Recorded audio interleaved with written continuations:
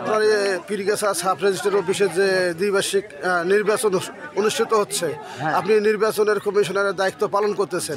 এই নির্বাচন কেমন হচ্ছে, কতজন প্রার্থী, কতজন ভোটার, এই বিষয়ে আপনার কাছে একটু জানতে চাচ্ছি। ভোট কেমন হচ্ছে? নির্বাচন সম্পূর্ণ সুষ্ঠু, অবাধ এবং নিরপেক্ষভাবে চলতেছে। প্রার্থী সংখ্যা মোট 21 জন আর ভোটার সংখ্যা সর্বমোট 88 জন। খুব সুন্দর ভোট গ্রহণ হচ্ছে। হ্যাঁ, সুষ্ঠুভাবে ভোট গ্রহণ চলছে। দ্বিবার্ষিক সম্মেলন কার্যকরী কমিটির নির্বাচন চলছে। আজকের এই কার্যকরী কমিটির ভোট সুষ্ঠুভাবে চলমান অবস্থায় আছে। আমরা একাধিক 22 জন প্রার্থী ভোটের প্রতিদ্বন্দ্বিতা করতেছি। 3টার সময় আমাদের ভোটের সমাপ্তি ঘোষণা হবে, তারপরে ফলাফল ঘোষণা করা হবে। আমার নাম আব্দুর রউফ খান রিপন।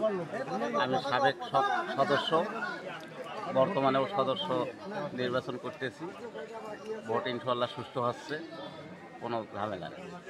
পীরগাছা সাব রেজিস্ট্রার অফিসের আজকে 22 তারিখের আজকে ভোটে সুষ্ঠুভাবে ভোট হচ্ছে। এখানে কোনো কারোর সঙ্গে দ্বিধাদ্বন্দ্ব নাই এবং সুষ্ঠুভাবে ভোট হচ্ছে।